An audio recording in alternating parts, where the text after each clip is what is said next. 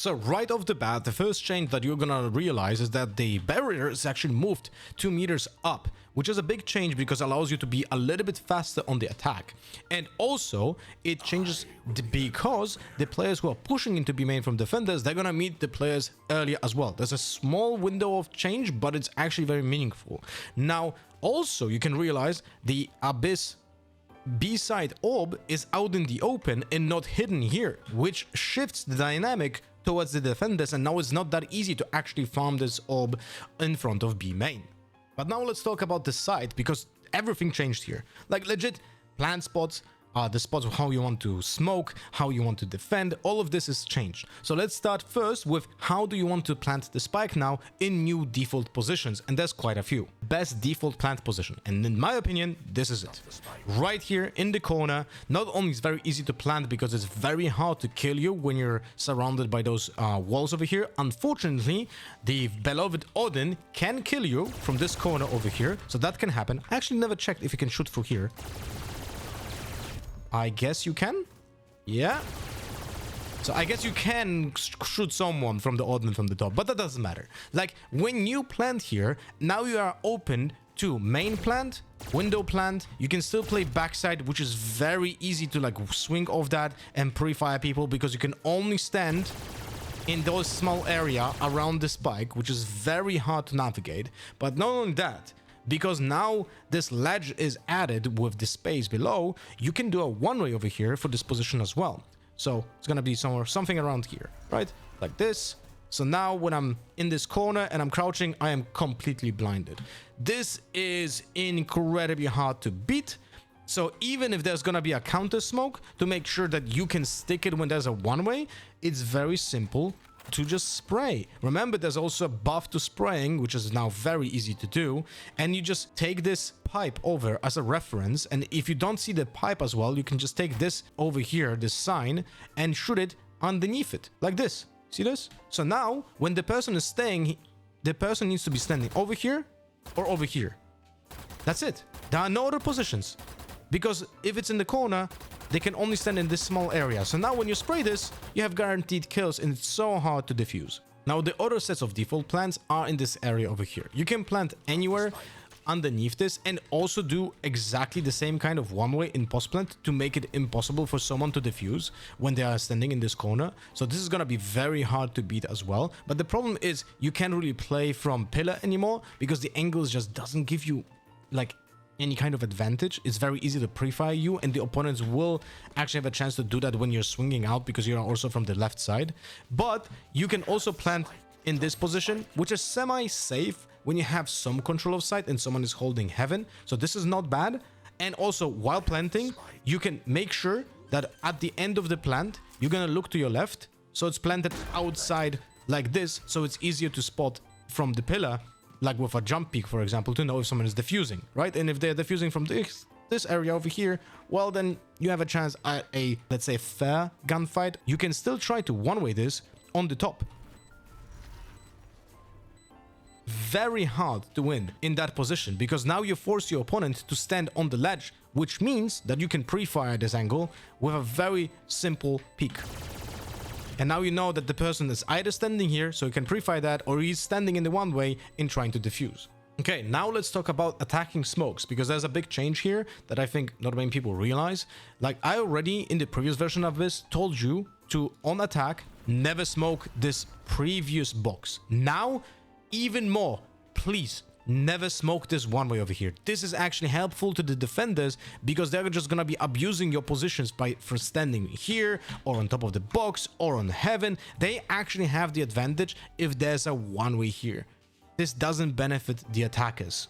So what are my options when it comes to attacking smokes? First, you need to focus on heaven, because this is still like the major pain point on this map when it comes to playing against snipers. It's also one of your first angles that you actually will meet with a hard cover because of the doorway being left and right.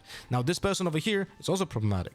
And also with the change to heaven, more people will play in this position around sight, because there's so many positions now that you can try to abuse as a defender, play of util, and like TP out, or like just essentially try to survive as long as possible and get as many kills as possible. So to counter that, as an attacker, this is already a smoke that I also talked about in my videos, because in the previous videos I loved using it, not many actually people did, but now it makes even more sense. You want to use a one-way on the bridge that is like almost connecting here with this ledge, so like around here. If you are Omen or Clove, if you are Brimstone, you have to move it a little bit more to the left. If you are a Astra, your smoke is well hello big, and there will be one spot where a person will be able to sit in the smoke, even if it's a one-way. But with an Omen, you're able to do this one-way, incredibly powerful one-way that just kind of ruins the position for the player to just sit here completely. You can't really benefit from standing in this position now in the backside in this new position. And also, if you want to do a different kind of one-way, then you can aim for this angle over here. That benefits you when it comes to coming from pillar, because now when you swing pillar, this is the same smoke that I showed you in the post plant, right? You're able to scale up, not be exposed to the player in heaven or in backside, and also affect the person that is potentially standing in this spot over here. So you have to limit your positions and checking angles just over here. So I'll show you again. Here we go. The person who stands backside doesn't see anything because he's closer to the smoke, so he doesn't benefit from the one-way unless he swings out here. But now he has to crouch in the corner, and you have to be aware of that. But you can easily abuse that because that person will be visible through the one-way before. And if someone stands on the top, just be aware of it. Like, that's about it. You cannot have perfect smokes on this map, but they are very powerful if you use those one-ways. Just be aware that someone can be on the top of the smoke. And now the question is, do we smoke CT? And my answer is like, yes, you could smoke just heaven and then CT. But the problem with that is that it doesn't really benefit you when it comes to taking site, because this angle is very deep. If you're going through pillar, then CT smoke doesn't really like matter. If you're going through main, there's so many pieces of util that you can just use on this area instead.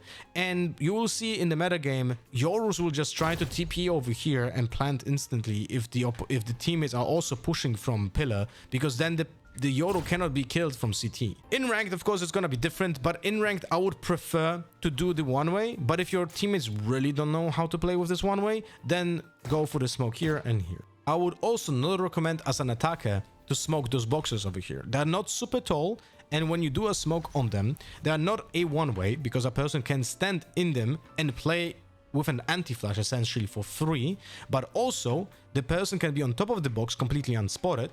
And the problem is, this smoke actually benefits the players playing on heaven and allows them to actually go out of heaven even if you smoked it. Like, think about it this way: if you smoked heaven and then you did the one way over here as well, then this smoke can get disrespected and you still have a cover by this attacking smoke. So this smoke counters this smoke, which is not good for an attacker. Now, when it comes to smoking defensively on B side, there are a few options. I explained already that the one way over here in this box actually benefits the defenders, and that is true. So if you want to min-max it, I would put it in the right upper corner like this. It's like pushed out. It gives me as much space as possible, and I can see the opponents even faster than they see me because it's closer to them. So try to put it in that corner, right? And also it benefits me when I play from this box over here, because they're gonna be having a hard time clearing that angle because they have to look up as well from that smoke, right? So this one way over here in this corner, very strong, allows you to push players into pillar as well, so you don't have to worry about the pushes from main. And talking about that smoke in main, you can always do the all reliable over here. Doesn't really give you much. It allows you to isolate some of the players. I personally like doing deeper smokes. I think that should be the meta game overall, because it plays around flashing people. Like, imagine this: if you do the smoke very close to the edge of a choke point, right, then the person who is flashing out of the smoke can be instantly on site and benefit from the open space over here. But if you do the smoke deeper, when that person has to flash out of the smoke because he doesn't know what's in front of him, then when he flashes out, he's going out and he's still in the choke point. You have easier time spamming people getting out of a smoke even when you flash, because they're gonna be in more confined space. Combine that with the easier spraying with your Vandal and Phantom, and suddenly you have a winning formula for just getting random kills. If you're playing on top of side, you can always do one-ways that are meant to help you and also disrupt the opponents. So it doesn't matter exactly where you play it on top of here. It changes the way that you play around the smoke. But let's say we're gonna do it on the middle of this box right now. Now you're able to play around this smoke and kind of neuter the fact if someone did a one-way behind you, right? Because now you don't really care that much. You use your smoke to your advantage in this position, and then if you're playing an Omen, you can reposition easily. You can also reposition behind this box over here, which is great for Omens. If you're Clove, well, then you have a harder time escaping those positions. But yeah, now also very interesting is that when you are being one-way by the attackers, let's say this is gonna become a meta and someone one-ways you like this, then you can just do exact opposite to counter it. So you just kind of buy space by connecting your smoke with the enemy's one-way. So for example, I just smoke like this. When there's a one-way in front of me like this, now I use my normal smoke to kind of connect this tissue over here, and I'm able to play on site fully disrespecting the one-way that is behind me. And also what is very important, now the opponents have to clear this smoke over there. You don't even need to be there. You can just put it there to put doubt in the opponent's one-way smoke that they did on bridge. Now let's talk about mid. So because there's a complete change here with the rope corridor, doesn't go anywhere on the right, and it only goes mid to a completely different location in front of the destroyable doors and out in the open to top mid, because there's a slope here. So this also changed.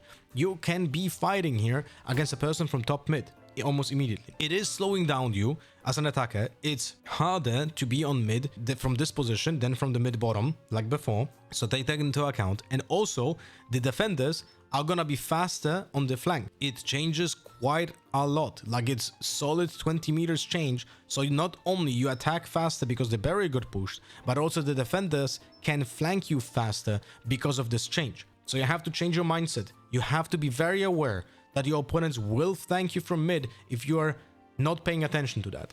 Now, as a defender, it's very strong to put a one-way. If you're worried about, of course, players going from that corridor, put the one-way on the middle of the box over here.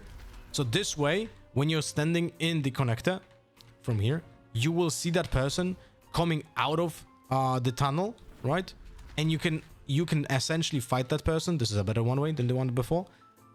Because you're gonna be able to fight them before they swing out. And also you don't have to worry about the right side over here anymore, because people always have to go from top or from the left side. So if you don't see them crossing, because there's a place to hide in the corner, you don't have to worry about this right side at all, and this is the only thing you have to worry about. But as a defender, I am telling you, it's incredibly good to push this location and just flank fast. Specifically good for characters like Yoru, like Chamber, because you can also connect this mid-band with a TP over here, or a Veto, where you can also connect it with a TP into B-Link. So there's a lot of potential outplay with those TP agents.